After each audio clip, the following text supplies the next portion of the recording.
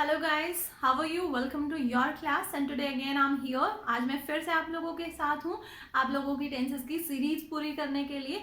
तो हमने टेंसेस कैसे आइडेंटिफाई करने हैं, हमने उनके हेल्पिंग वर्ब्स किए हैं, हमने उनके मेन वर्ब्स के बारे में पता किया है। ऊपर से अगर हमें कोई भी सेंटेंस दिया हुआ है तो हमें उस सेंटेंस की आइडेंटिफिकेशन कैसे करनी है, हमने ये भी डिस्कस कर लिया है। अगर आपने पिछले वीडियोस नहीं देखे हैं तो प्लीज उन वीडियोस को देख लीजिए ताकि हमारे टेंसेस की सीरीज पूरी हो जाए। Now this is the fifth part of tenses और आज हम करने वाले हैं कि अगर आपको कोई भी सेंटेंस दिया हुआ है तो उसको नेगेटिव में कैसे चेंज करना है। कई बार क्या होता है कि हमें सेंटेंस का तो पता चल गया, टेंस का भी पता चल गया, बट हमें नॉट लगाना नहीं आता। हमें ये नहीं पता चलता कि अगर वर्ब फर्स्ट है, वर्ब फिफ्थ है या वर्ब सेकेंड है, या अगर कोई हेल्पिंग वर्ब या प्लस वर्ब दे रखी है तो हमें नोट कहाँ प्लेस करना है। तो उसके बारे में आज हम बात करने जा रहे हैं। So without any delay let us start the video. Okay, first of all मेरा फर्स्ट सेंटेंस क्या है यहाँ पे, the gardener waters the plants. Okay, first of all आपको सेंटेंस में क्या मिलेगा, आपको सेंटेंस में सबसे पहले सब्जेक्ट मिलेगा। सो बिना किसी, देखो द कभी भी सब्जेक्ट नहीं हो सकता, द इज एन आर्टिकल। तो द के बाद क्या दिया हुआ है तो हमें सब्जेक्ट को आइडेंटिफाई करना है पहले। So the gardener, okay, gardener means माली। जो माली है वो पौधों को पानी देता है। So the gardener waters, can you see, क्या आपको दिखाई दे रहा है, वाटर्स, एस फॉर्म आई हुई है और एस फॉर्म क्या है, फिफ्थ फॉर्म होती है। और जब भी हमें नेगेटिव सेंटेंस बनाना हो और हमें एस फॉर्म दी हुई मिल जाए तो हमें भी एस फॉर्म के साथ ही उसको रिप्लेस करके और नॉट का यूज करना है। तो यहाँ पे मैं क्या लगाऊंगी, मैं लगाऊंगी डज, और डज के साथ आ गया नॉट, और मैं इस वाटर के एस को रिमूव कर दूंगी। अब रिमूव क्यों कर दूंगी मैं, क्योंकि मुझे सेंटेंस में सिर्फ एक ही एस फॉर्म चाहिए, क्योंकि मेरा सब्जेक्ट सिंगुलर है और एस फॉर्म तो मुझे मिल गई। एस फॉर्म मैंने क्या यूज की है, मैंने डज को यूज किया है यहाँ पे एस फॉर्म के लिए। ओके, तो अब मेरे को वाटर के साथ एस लगाने की कोई भी जरूरत नहीं है। प्लीज माइंड इट, इस बात के ऊपर ध्यान रखिएगा गाइस। अगर आपने डज लगा दिया है तो डज के साथ एस फॉर्म नहीं आएगी, क्योंकि एक ही एस फॉर्म की रिक्वायरमेंट थी ना हमें सेंटेंस में, और वो हमारी डज ने पूरी कर दी है। तो यहाँ पे मैं वाटर का एस रिमूव कर दूंगी। सेकेंड सेंटेंस पे आते हैं, दे सिंग स्वीट चॉर्स। ओके, अब क्या है, मेरा सब्जेक्ट, मेरा ये सब्जेक्ट है दे। ओके, अब this is my main verb. मेरे पास यहाँ भी कोई भी हेल्पिंग वर्ब नहीं मिली हुई है, ठीक है, मेरे को यहाँ पे कोई भी हेल्पिंग वर्ब नहीं है। गाइज आई थिंक अगर आपको ये डाउट हो रहा है कि हम हेल्पिंग वर्ब के बारे में नहीं पता है, so very soon I am going to just bringing a video. मैं एक वीडियो आप लोगों के लिए लेके आ रही हूँ कि आपको कहीं भी प्रॉब्लम ना हो कि हेल्पिंग वर्ब कौन कौन सी। हालांकि मैंने टेबल जो बनाई थी तो उसके अंदर मैंने आपको बताया था क्लियरली कि कौन कौन सी हमारी हेल्पिंग वर्ब्स होती हैं, बट स्टिल अगर आपको डाउट है तो मैं आपके लिए एक और वीडियो लेके आ रही हूँ जिसके अंदर हम सिर्फ और सिर्फ हेल्पिंग वर्ब्स के बारे में बात करने वाले हैं। ओके, तो अब जो है सिंग, सिंग क्या है हमारा, सिंग इज अ मेन वर्ब। तो मेरी वर्ब फर्स्ट होती है, सिंग क्या होती है, वर्ब फर्स्ट होती है। अब वर्ब फर्स्ट के केस में मैं नेगेटिव बनाना है मुझे, तो मैं क्या लगाऊंगी, डू नॉट। तो मेरा सेंटेंस बन गया है यहाँ पे, they do not sing sweet chorus, and this is my negative sentence. Okay, I hope you are enjoying the video. So let us move to the next sentence. Next sentence है मेरा, Neha met me yesterday. Neha is my subject and met is an action word. met क्या है, मेरा action word है, मैं मिली तो action word है मेरा met, ठीक है। तो अब met क्या है, verb second, meet, met, met, meet, met, met। अब पता कैसे चलेगा ये सेकेंड फॉर्म है या थर्ड फॉर्म है।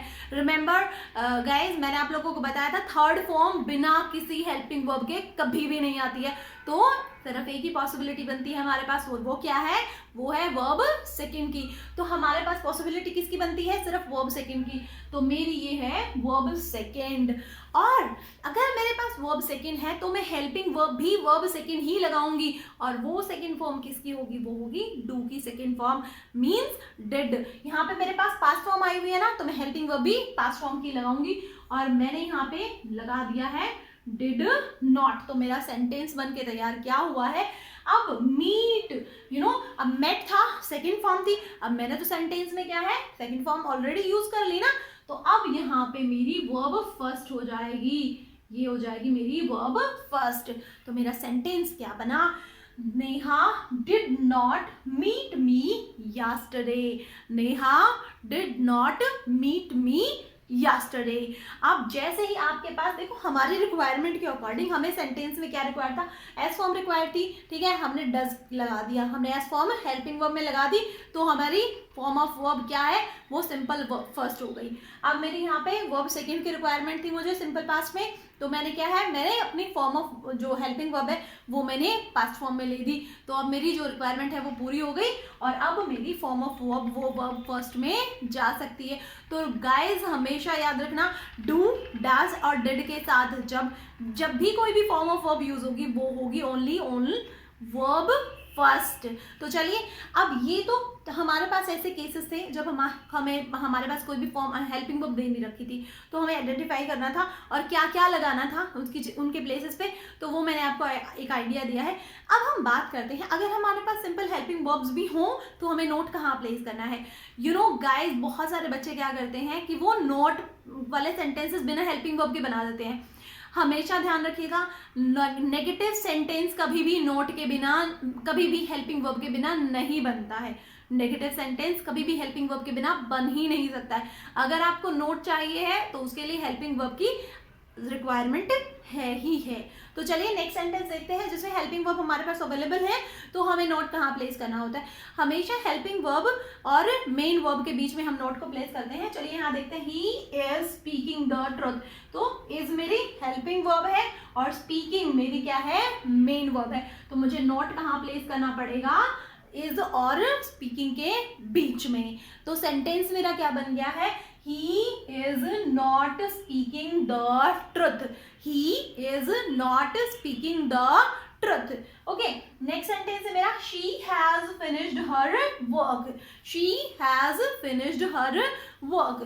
so अब करते हैं, has is my helping verb, has is my helping verb and finished जो है, अगर आप आइडिया लगा सकते हो तो finished, क्या आप मुझे बता सकते हैं ये कौन सी फॉर्म ऑफ वर्ब है, वर्ब सेकंड है या वर्ब 3 है? Come on, guess. Yes, you are right, this is verb 3। अगर ये वर्ब सेकंड होती तो क्या होता, इसकी तरह जहाँ यहाँ पे मेट लिखा हुआ था ना, तो यहाँ पे बिना हेल्पिंग वर्ब के आती, लेकिन ये क्या है, अपने साथ हेल्पिंग वर्ब लिए हुए है। और जब भी ऐसी फॉर्म ऑफ वर्ब होती है जो हैज, हैव या हैड या विल हैव या शैल हैव, अगर इनमें से कोई अपनी हेल्प साथ लेके चलती है तो वो सिर्फ और सिर्फ वर्ब 3 ही हो सकती है। तो मेरी ये वर्ब 3 है। अब मुझे नॉट कहाँ प्लेस करना है, मुझे नॉट प्लेस करना है हैज और फिनिश्ड के बीच में, ठीक है। तो मेरा सेंटेंस क्या बन गया है, she has not finished her work. Next sentence देखते हैं। अब मेरे पास प्रॉब्लम क्या आती है, मुझे सिंपल हेल्पिंग वर्ब में तो मुझे पता चल जाता है कि मुझे नॉट कहाँ प्लेस करना है, लेकिन जब मेरे पास कंपाउंड हेल्पिंग वर्ब आती है तो मुझे पता नहीं चलता है कि मुझे नॉट कहाँ प्लेस करना है।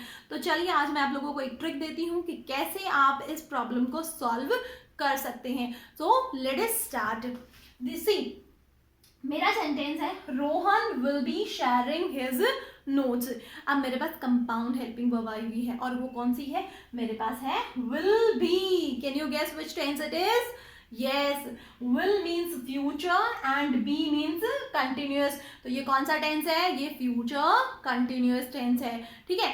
तो चलिए अब हम इसके अंदर नॉट कैसे लगाना है और कहाँ लगाना है। तो जब भी कंपाउंड हेल्पिंग वर्ब होती है, नॉट हमेशा तोड़ने का काम करता है, इस बात को ध्यान रखिएगा। जब भी कंपाउंड हेल्पिंग वर्ब, जो इकट्ठे जो बहन भाई होंगे, नॉट जैसे ही आएगा बीच में वो दोनों अलग हो जाएंगे। तो अब कंपाउंड हेल्पिंग वर्ब जैसे ही फर्स्ट कंपाउंड हेल्पिंग वर्ब की जो फर्स्ट हेल्पिंग वर्ब है और सेकंड हेल्पिंग वर्ब है उसके बीच में नॉट आएगा, तो हमारा नॉट कहाँ आएगा, will not be sharing his notes. Okay, तो मेरा कंपाउंड हेल्पिंग वर्ब्स के बीच में नोट।